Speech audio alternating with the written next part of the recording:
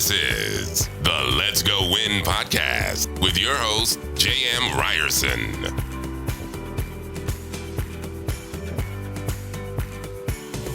Hey, what's happening, you guys? Welcome back to the Let's Go Win podcast. This young lady I'm going to bring on today brings a lot of gifts, a lot of talents, and definitely a lot of energy. Katie Anne Barnett received a great job out of college that offered a future, but no purpose. Because of this, she went back to school and got a teaching credential and master's in education. Katie eventually founded a business in network marketing, but in February of 2021, she made a quick decision to change everything so that she could grow more individually and professionally. Since then, she has rebuilt a 5-figure and growing monthly income in 60 days. Katie, that is pretty amazing. How are you doing this morning? I'm doing great. Got the kids off to school, everybody, there wasn't a whole lot of yelling. So that's always a good way to start the day. It is a good way to start the day. So in less than, in less than a year, you rebuilt it in less than 60 days. That's pretty remarkable. And you don't hear that often. Tell me your story. I mean, obviously it's pretty amazing what you've been able to accomplish, but what the heck are you doing? Because I think everybody wants to know that. Oh, you know what? It was terrifying. It was terrifying. And like you said, I had a really amazing business. What I would say more than anything was I had an amazing team and I love leading. That was something that once I kind of fell into a leadership position with everything that I had done before in my life, that was where I was like, oh my gosh, I'm made for more in this world, and this is what I'm good at. And this is what I love to do. And this is why I resonated with teaching so much. And so to have to make the decision to leave a team who trusted me, who, followed me, who believed in me. And that was really, really hard. But essentially the big decision for me and why I was able to make that decision so quickly was when I saw something else, when I saw how I'd be able to grow. And I don't know, I've been reading a lot of John Maxwell lately, and he talks about like the law of environment. And in that, it's like if you feel like the smartest person in the room, if you feel like, you're the one teaching everybody everything, then you're no longer in a place of growth. And so it was between feeling like that, seeing the potential for growth, the leadership, the mentorship I would be able to get, and just like a company with a different vision that matched mine. And then knowing that I could no longer stand in front of my 1,300 team members and say, you are in the best possible place for your future. It wasn't just a no-brainer. Like I had no option as a leader. I couldn't do that. So made that decision, not knowing at all what I could really do. There are people are going to tell you can do this, you can do that. I had no idea. I just knew that this was sitting in my heart, and every prayer, meditation, everything that I did was just screaming like, this is for you. And, I burned the boats. I just was like, this is what we're going to do. And I'm going to go full force and I'm going to launch a business. Like, I fell into my first big business because I loved a product, and I just kind of like, oh, wow, this is working. This time I launched a business and I took it seriously. And I had great paths and mentorship to do that. But more than anything, I just burned the boats and I went all in. And my second paycheck, I remember just looking at and being like, they're going to ask for this back. That's pretty amazing. I mean, so going back, I got to get into this mindset because it sounds like you spent time on it, meditation, prayer, really searching. Like, I know this isn't the right place, but 1,300 people, that didn't just happen. There was a lot of work, a lot of blood, sweat, and tears. I want to get into that mindset to think, gosh, I'm leaving all this work going into the unknown.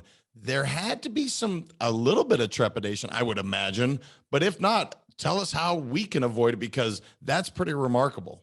There was a lot of trepidation. The thing was that I was able to recognize that my trepidation was all based on hurting those people, and And so while it's important, we don't want to hurt people who we care about, who trust in us, but it was, about my personal character and knowing that even though this was going to confuse, hurt, probably anger some people, that it wasn't worth me continuing to stay in a place and tell them what now I felt was untruths about the business that we were in, knowing that there was somewhere where, we could all flourish together. And I knew that everybody wasn't going to jump ship and come with me, but I also knew that those who decided to would be in a better situation. And that was everything. And so when it came down to it, the decision was,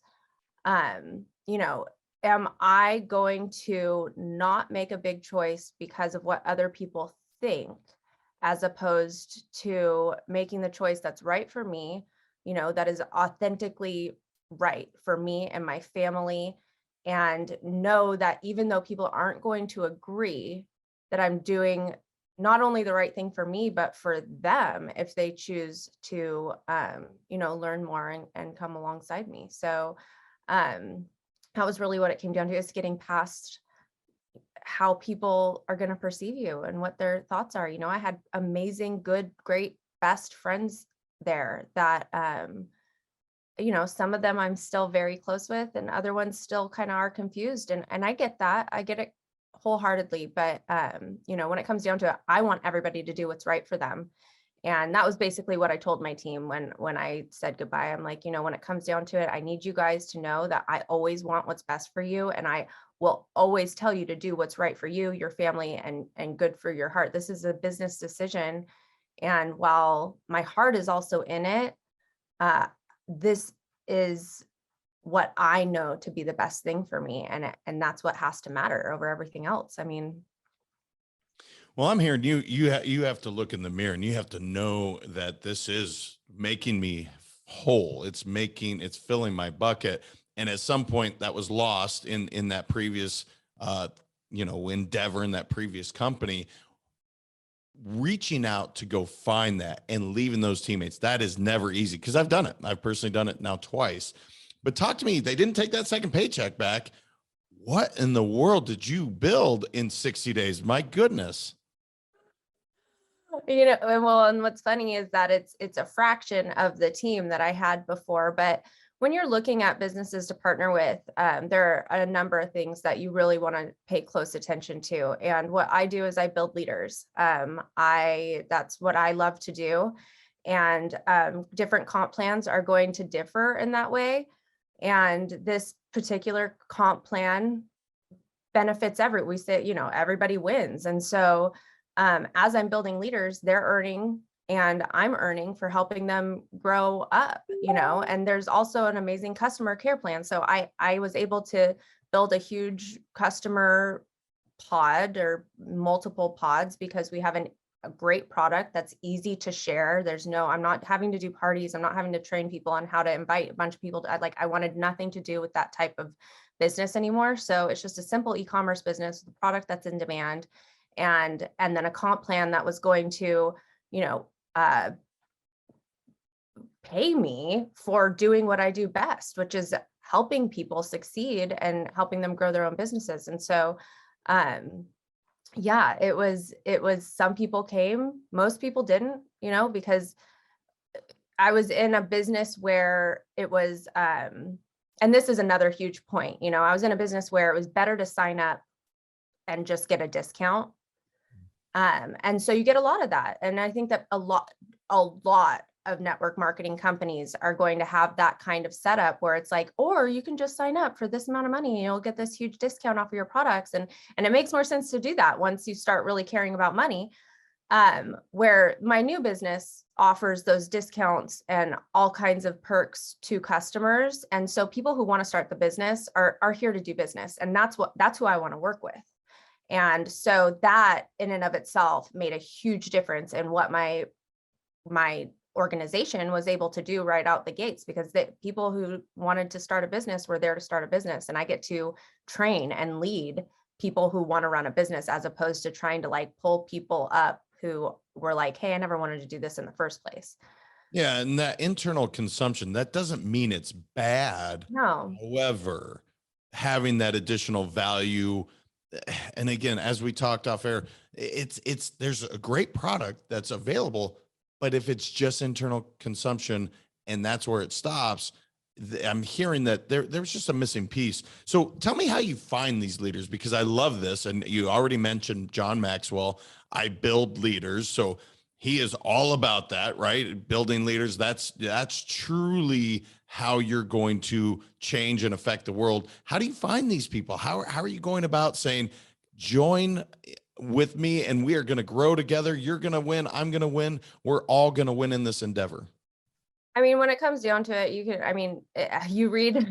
start reading enough of these books and it becomes a piece of you to know that your vibe attracts your tribe. You just know that, like, when you resonate at these high levels, when you're ready to go all in and be serious and you're willing to talk about it, you just start attracting people who are interested, even if they're not already going, like, they have a team of however many people and they're all out in their business. That's what they want to do. That's what they want to be.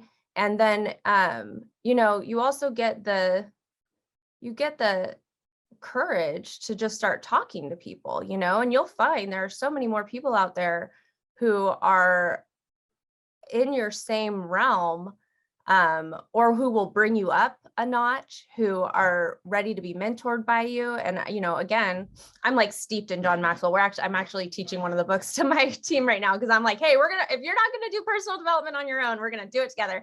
But he talks about how it's just as important to find somebody who's going to mentor you as it is to find people to mentor. So it's like, the more you just reach out and are willing to learn from people, where you're not trying to sell them something, and I'm not trying to force them to join my team, but you're connecting and then learning from one another, you just find that you're going to be able to attract these people. And when you're authentic, when you care deeply about what it is that you do, when you care about other people's financial futures and you're being smart about your own, you become magnetic. And, that's so much of what it is. I would love to say that there is some magic potion, but when it comes down to it, it's your own personal development, your own commitment to yourself, and that lifetime learning and sharing, adding value to people. And when you do that, you will start meeting the right people. There's just you can't avoid it.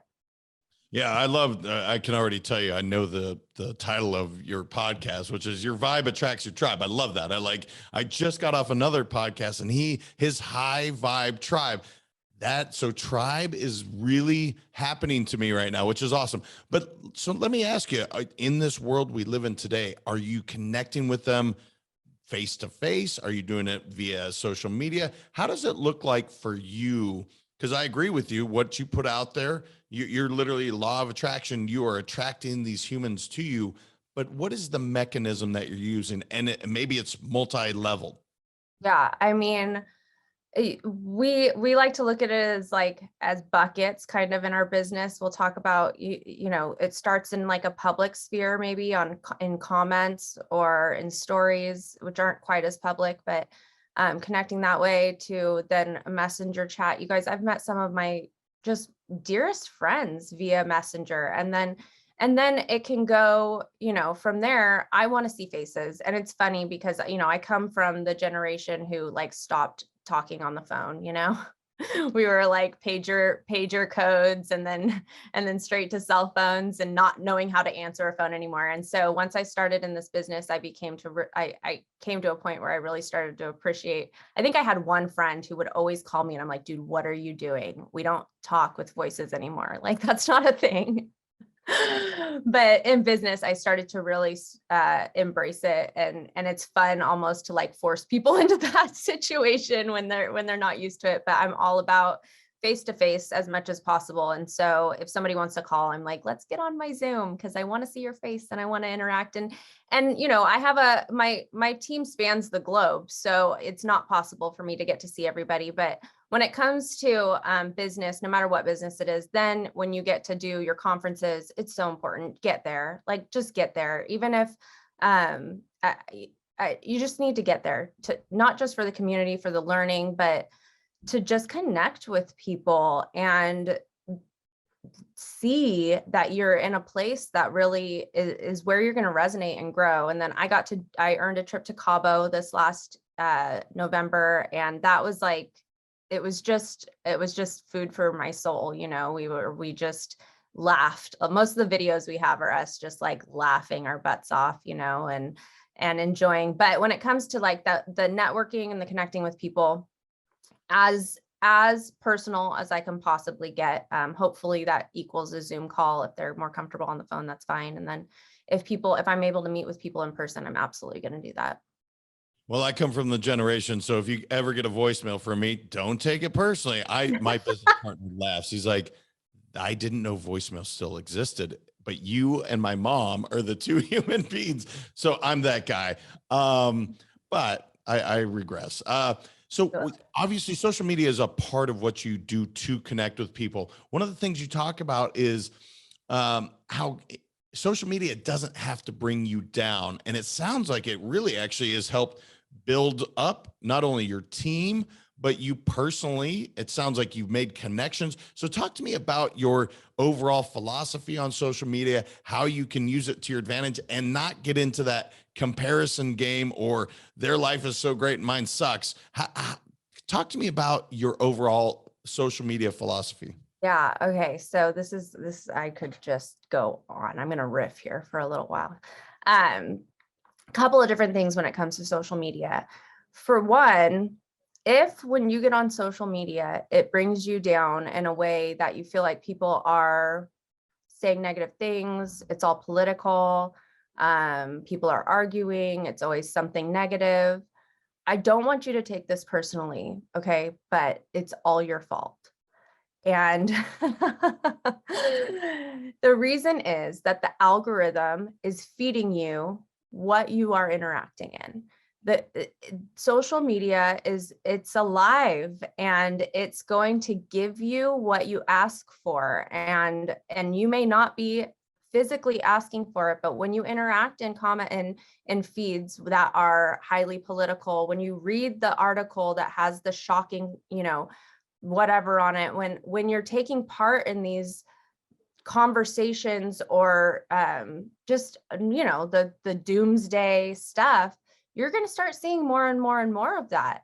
And so it's funny because people will say to me, God, social media, I'm like, I don't know what you're talking about. I get on my feeds and it's like I'm getting these amazing podcasts. It's people lifting each other up. It's amazing. And I am very aware of the time that I spend on social media because I do use it as work. And so I don't go and scroll feeds and get sucked into that stuff. I slap myself if I get stuck in that. But all that said, you can adjust that. Unfollow. Somebody posts something that like immediately makes your heart race or gets you like clenched in the check. Look, you don't have to unfriend them. You don't have to text them and tell them like, hey, I just want you to know, like, we're still friends in real life, but like, I hate you on social media. You don't have to do that. Just unfollow them. It's fine. But what you're going to start doing is honing that feed so that you're starting to see something more positive. And then when it comes to the comparison game, you guys, oh my gosh, I have a post that I kind of bring back every now and then, and it talks about the hallway. And in my house, we have this perfect hall, super long, perfect hallway of all these pictures that are like the most magical moments from my kids' little toes to, just those precious moments that were perfect for Instagram, right?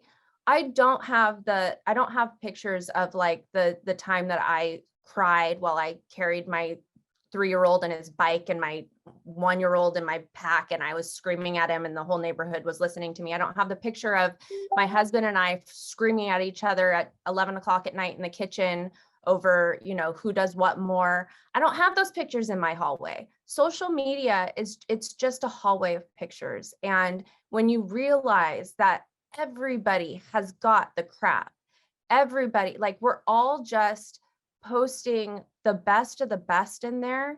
And then it's going to take some personal development for you to not be angry about that and to not feel less than because of that.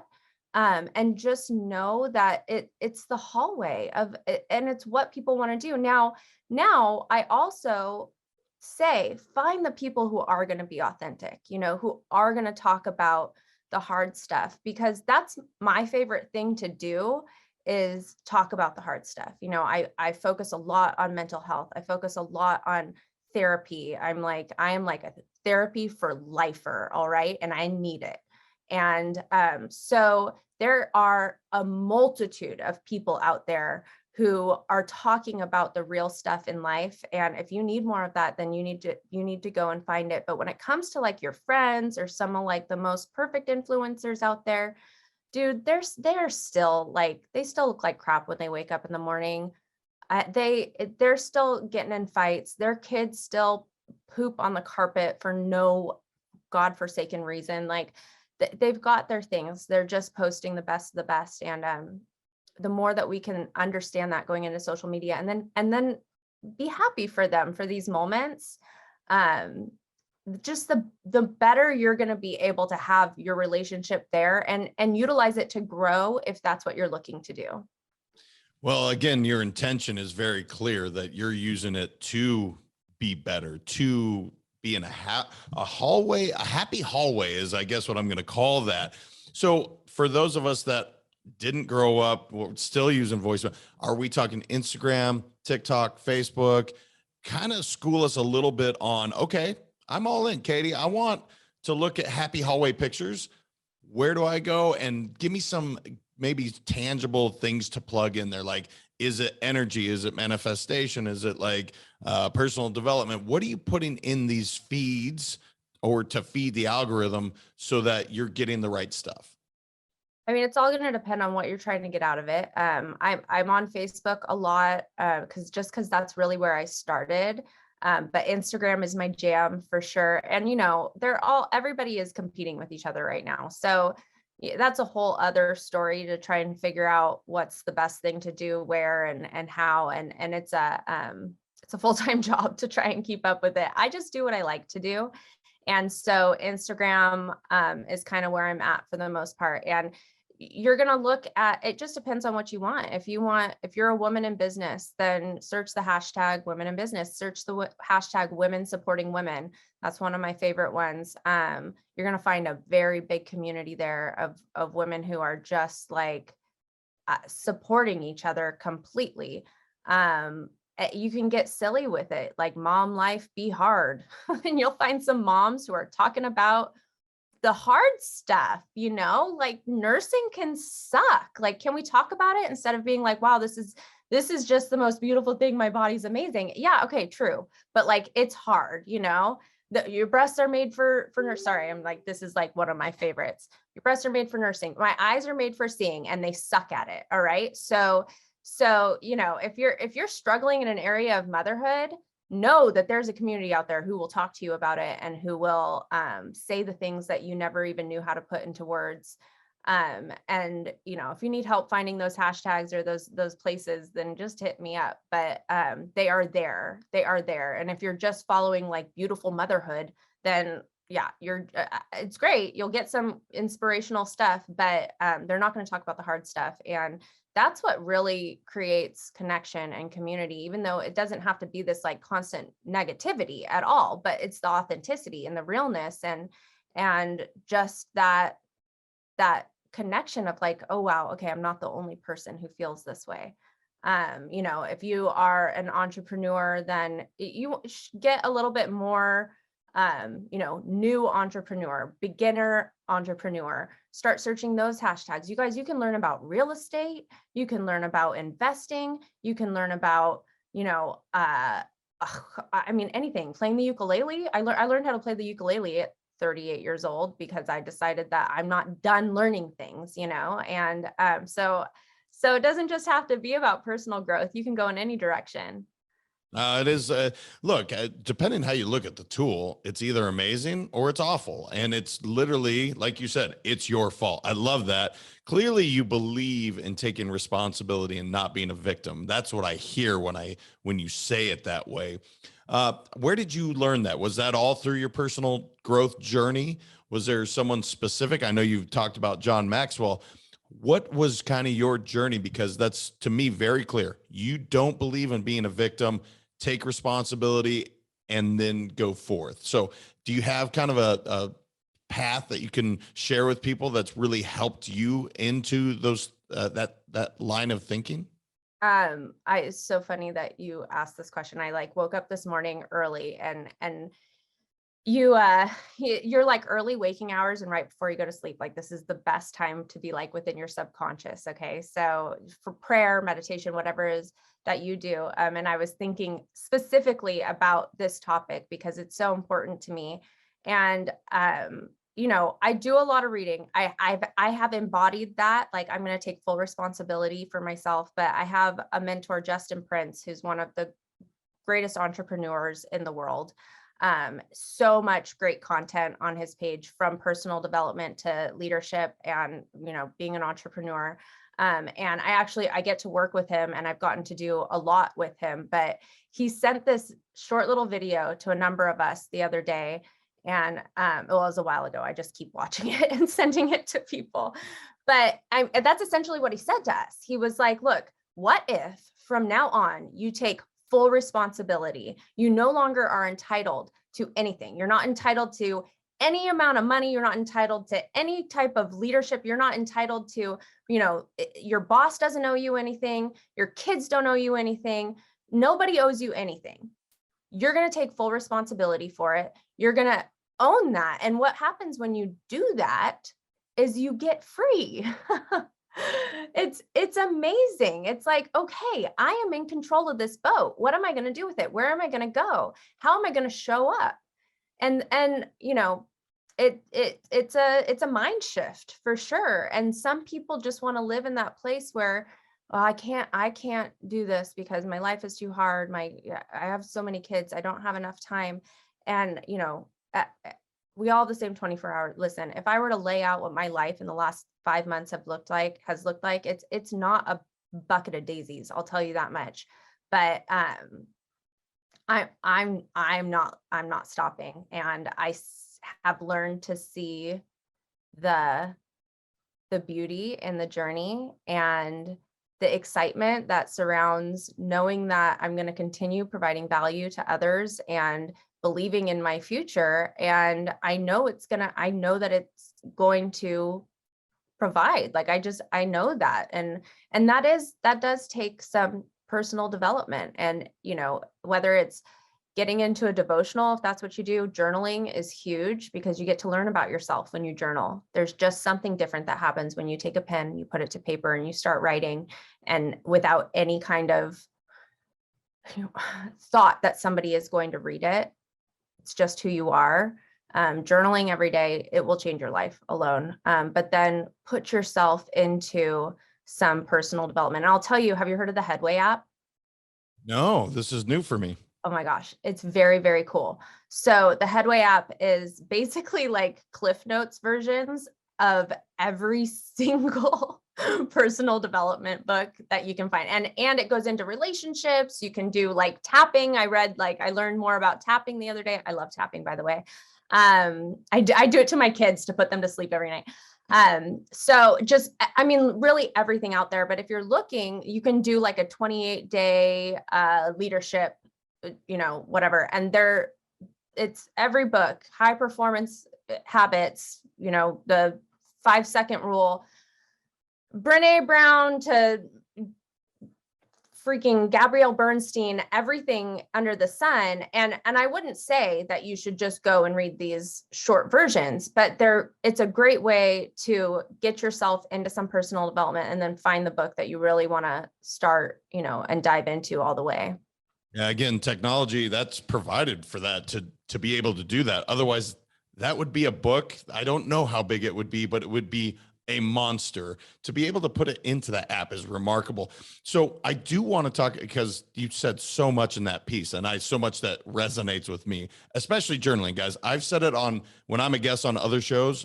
I don't know if I've ever told my audience, journaling, that piece of paper does not judge you. I've never had the piece of paper say, wow, you're brilliant, or you're really stupid. It doesn't say shit. It literally just accepts what I write on it and it gets me out of my head. But I want to ask you, because you touched on being a mom, running a business, doing personal development. I mean, there's a lot of balls that you're juggling in the air. How do you best do it? Talk to me about your time management skills, or is it just, look, I know I got to get all this stuff done, and by God, I'm going to make it happen through hell or high water. What does that look like for you? Been a journey and a process. In the beginning, it was just like every stolen moment, so that looked kind of messy because it would be me trying to put dishes away while working, while doing this, that, and the other. And I mean, probably for longer than it needed to. And then at a certain point when I started seeing, my income shift and realizing that I could afford to outsource some things. You guys, the first thing that I outsourced when I was like, I need an assistant. And everybody who, you've got that control issue. And I'm like, who can do this as good as me? I don't feel like training somebody to do this. My very first assistant was a laundry assistant. And I paid her to come for 2 hours a week. And I would wash and dry all the laundry and just throw it in everybody's room. And she would fold it and put it away. You guys, best $40 ever spent in my entire life, because I'm like, I'm sitting there thinking like, I need somebody to do all this stuff. What I really want is somebody to put the freaking laundry away, So when you're looking at what, and if you're running a business or whatever it is, if you're looking at what it is, how do I need help? And it's something that simple, you can outsource that. You can go to care.com and somebody will actually be a laundry assistant. I'm not kidding you. That's how I found her. And and that alone was like, okay, it freed my brain up. So when you get rid of these little things that are stressing you out, you're going to open up the room for creativity. And so it's just been like baby steps in that way. And then I now have a business coach, Christopher Dedian, who's amazing. And like, he is who convinced me. He didn't convince me, but like in watching how he works as a business coach, I was like, yep, don't want to do that. Not interested. A good business coach is great, but what he's really helped me to do is to get much better at organizing. So, I have my time. I get my kids to school in the morning. I wake up early. I know what my perfect morning looks like. I don't do it every single day, but I know that if I get up at 5:45 and I journal, I meditate, I get a workout in, or at least get ready for a workout and get myself together. And I was never a morning person. Okay. So if you're like 5:45, ew, that was not me. I was like COVID, Katie was sleeping in until 10 o'clock in the morning. And then like, okay, let's start some school now. But this was part of my job, was to figure out when can I wake up to feel like I can be enough for my kids in the morning, get my mind right, figure out what my day is going to look like. And I schedule that stuff. And that's not to say that things don't come up here and there and throw me off, but I know what it works for me throughout my day. And so I focus on trying to get the vast majority of my work done while my kids are at school right now. But you guys, they haven't always been at school. I homeschooled for all of 2020. So I managed to fit it all in there too, and it wasn't waking up early, I'm not going to lie, but it was sitting down with the kids, getting them started, and then doing what I could then. And then, working at night some if I needed to. But now I can say that I've gotten much better at figuring out my daytime hours and then sticking to them. If somebody messages you at 6:00 at night and you are in your family time, then you've got to be good about respecting yourself, and when you respect yourself and your time and the boundaries that you're going to put up as a leader or just as a person in business or whatever it is, people will respect you. They're not going to leave you just because you're not available at 8:00 on a Sunday night. Did I answer your question? You answered a lot of the question and more. I love what you just said there. And I said this to the guy at the gym the other day, because we had an appointment, 11 o'clock. I have a 5-minute rule within business. He wasn't going to be there till 11:15. He's like, I'm almost there. I was like, look, if I don't respect my time, how can anyone else? And he was so put off. I was like, look, bud, I'm not mad. We can reschedule. You're not able to be here at the time. That's cool. The laundry assistant, that is fascinating. I would have never thought, but it's a great point is you could be overwhelmed. You could try to be this perfect mom, or you could say, hey, it's not really a mom's job anyway. It's whoever is going to get it done. And you know what? She's going to assist, or he or she is going to assist with that. That's awesome. Gosh, where do I go with this next question? Because you put so much out there. You know what? I want to know what really inspires you, because clearly you're motivated. Clearly you have these kiddos that you care deeply about. You got a great husband in your life, but what really drives you to be not COVID Katie, but the very best version of Katie right now? I mean, I think that the easy answer is my kids, but I have one daughter and two sons. And, the truth is that early on, while I can look back and see, my very first job was in a construction company. And I remember I remember when they pulled me into the office, and it wasn't my first ever job, but my first serious job out of college. And I loved the job because I like creating systems, and I was really good at it. And I was in a position of importance. And so they pulled me in the office and they were like, we want to give you a raise, and we want you to know that we see you here long term. We want you to take over as the office manager. And, we want to make this your career. And I was like, wow, it was a really good raise. And I remember walking out of that office and I was like, F this shit. I am not going to die here.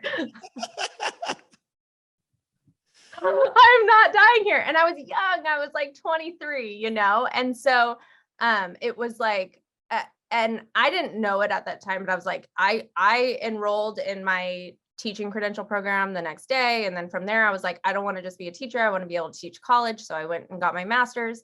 And then, I've kind of always done that throughout life, just not on a large scale. And as women, but people in general, we just kind of get to that point where we're making enough money. We can make the house payment. We got the home, we got the kids, we got the, maybe you've got the pool or the RV or whatever. And we're just like, all right, this is it. We're just going to like sit here and do this for the rest of our life.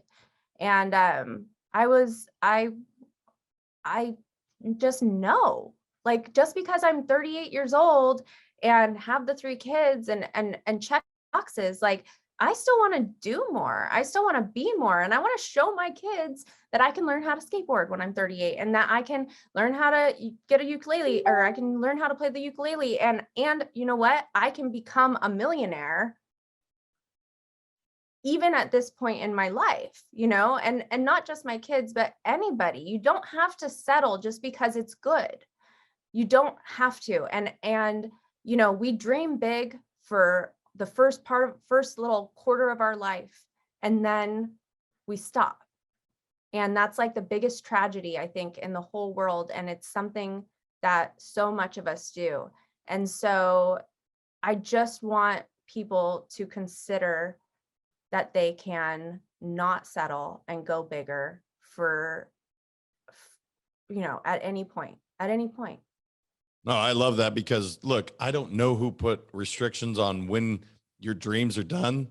The answer is never, unless you choose to kill your own dream. That's on you. It's your fault. I'll take it back to it's all your fault.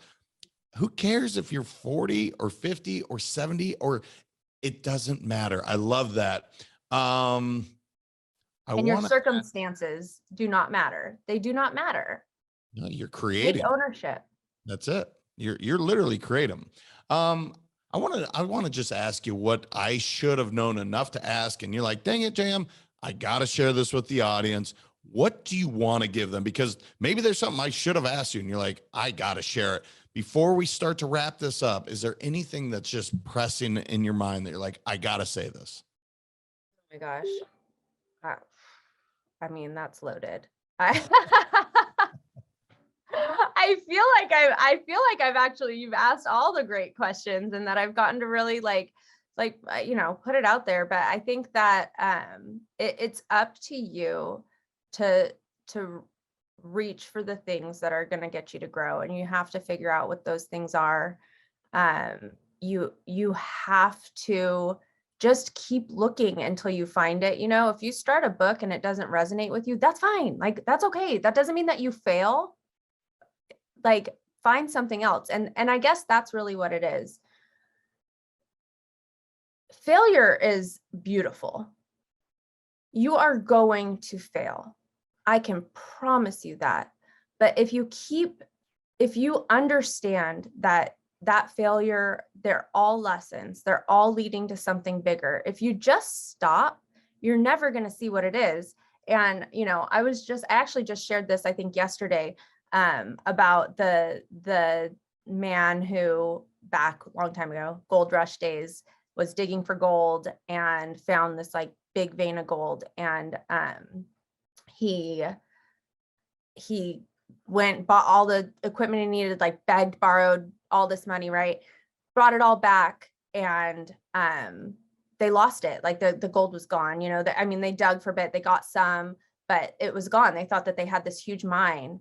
And so he just sold all the equipment to some junk collector for $100. Lost tons of money and owed all these people money. And that guy was like, well, I'm going to hire a professional and see what's going on here. And they found a huge mine of gold. The vein was picked up 3 feet away from where they had lost it.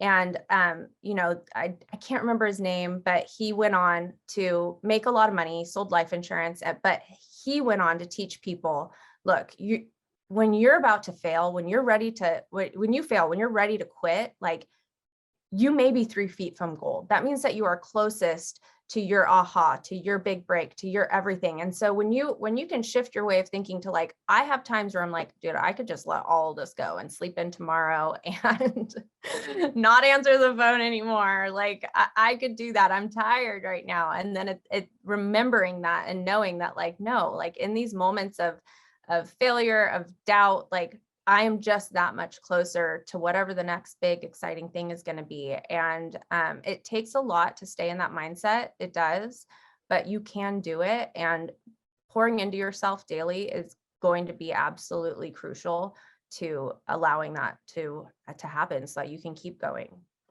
Well, look, when you have a breakdown, you're about to have a breakthrough. It's just the way it is. And your story about the guy or gal, whoever's trying to give you a raise, and that was your sign to be like, whoop, they're giving me something good. And I know this is like, not for me.